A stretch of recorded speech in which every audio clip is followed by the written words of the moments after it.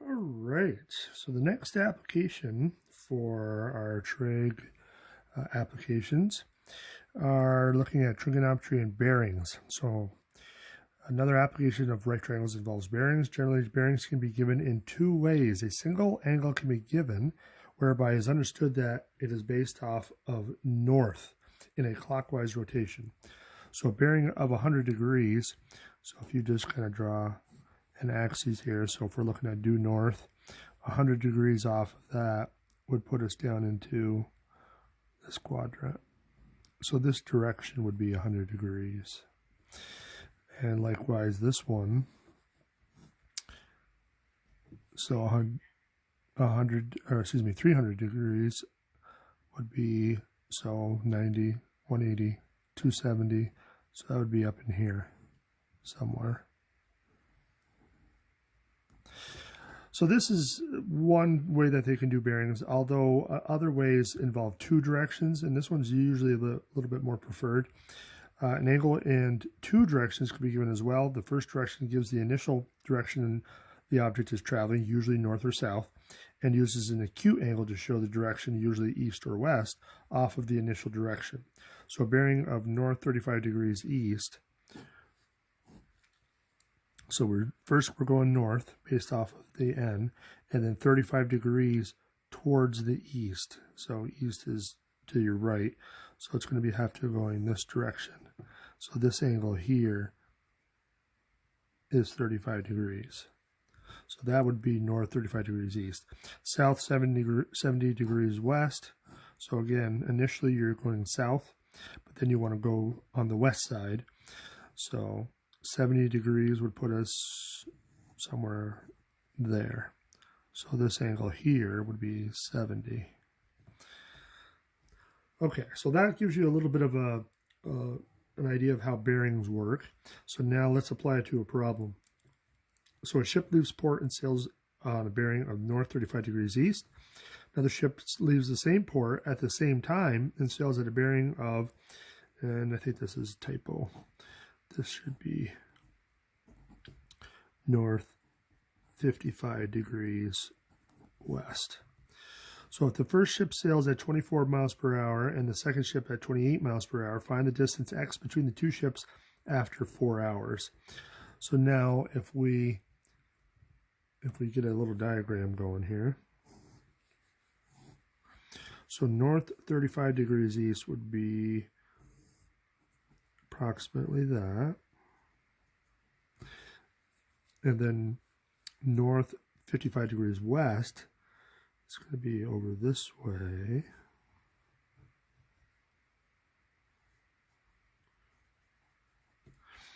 And so this one's going 24 miles per hour. This one's going 28 miles per hour. And so they want the distance between the two ships after 4 hours. So this is x. Now, the nice thing about this problem is, what do we have for a triangle overall?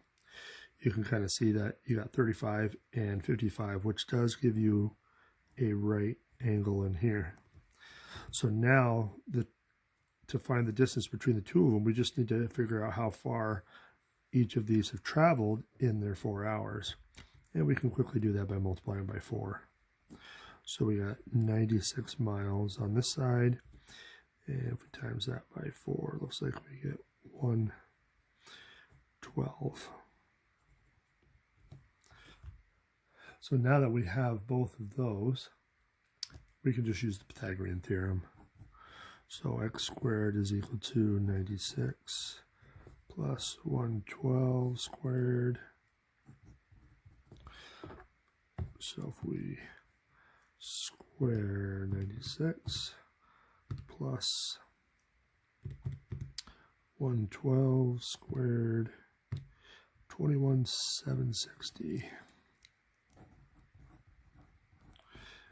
So x should be the square root of that, which is 147.5.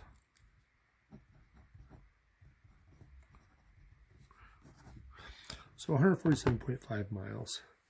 So not a lot of trig in this one, but it just kind of give you a little bit of an example using bearings and how you can try to work with that. So that was that one. Let's try a couple more. So now we have a couple from the book. So let's see what we got.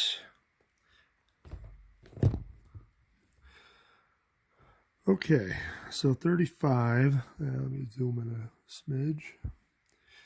A ship leaves port at noon and has a bearing of south 29 degrees west. The ship sails at 20 knots. How many nautical miles south and how many nautical miles west will the ship have traveled by 6 p.m.? At 6 p.m., the ship changes course to due west. Find the ship's bearing and distance from port at 7 p.m. Okay, so we're going to have to get a drawing for this one. So we're going south and west. Let me zoom back out. Let's see if I can get the focus to come back. Come on. There it is. So we got south 29 degrees west initially. So south and 29 degrees west. So we got a little sliver of an angle here of 29 degrees. Come on. And the ship sails at 20 knots. So 20 knots. And how many nautical miles south and west will the ship have traveled by 6 p.m.? Now they left at noon.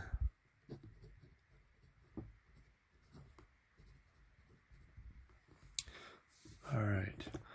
And so south and west. So if we draw a right triangle in here, we should be able to get some information. Now, looking at parallel lines cut by a transversal, alternate interior angles are equal, so this angle should be 29. Now, might be a little bit hard to see. I'm going to zoom in a little bit. Come on. There we go. So, so now we have our triangle. We have an angle in here, so we just need to know these two sides. We want to know how far south and how far west. So if we call this one X and this one Y. So we have the 20 nautical miles, which is right here, but that's what it's using.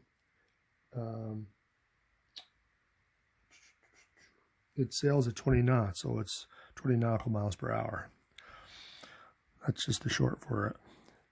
So it's going to be traveling for 6 hours.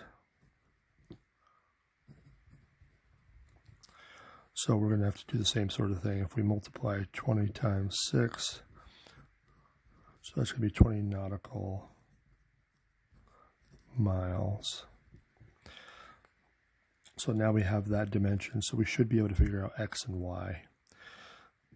And we can use, since we have the hypotenuse, we can use sine of 29 to get X.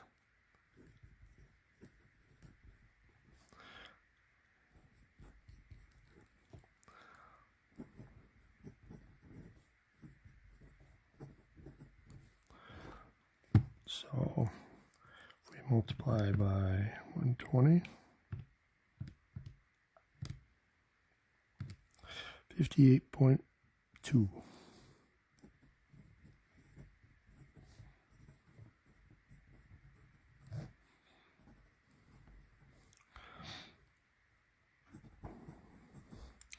So that's how far west. And if we use cosine, that's going to give us our y.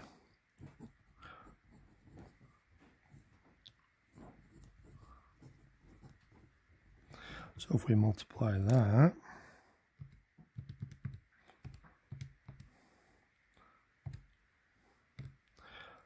So 104.95, so let's just round that to 105.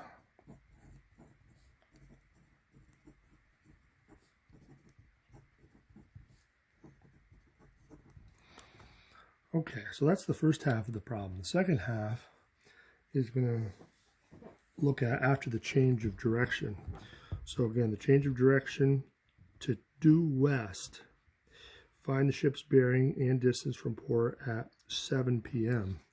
So we want to go due west for another hour. So that's just going to be another 20 nautical miles. So now we want to figure out this new bearing. So it's going to be south and then a certain number of extra degrees west. So let's think about this. Now we have this dimension here. So we know how long that part is. It's going to be the same as x. So that's 58.2 plus the 20. So that'll give us that whole dimension there. And we know how far south we are. So let's just draw another triangle.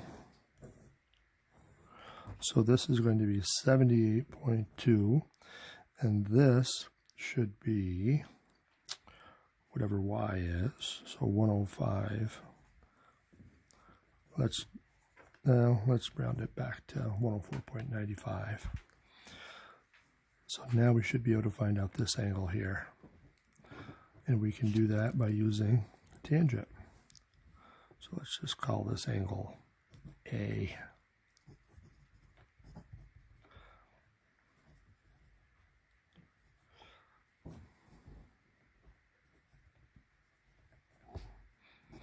So if we take the inverse tangent of 78.2 over 104.95, we should get our angle. 78.2 divided by 104.95. And then we want a second tangent it. So let's say 36.7. So 36.7 degrees. Okay, well, this video is going to be a little long, but we'll do the next one in the next video.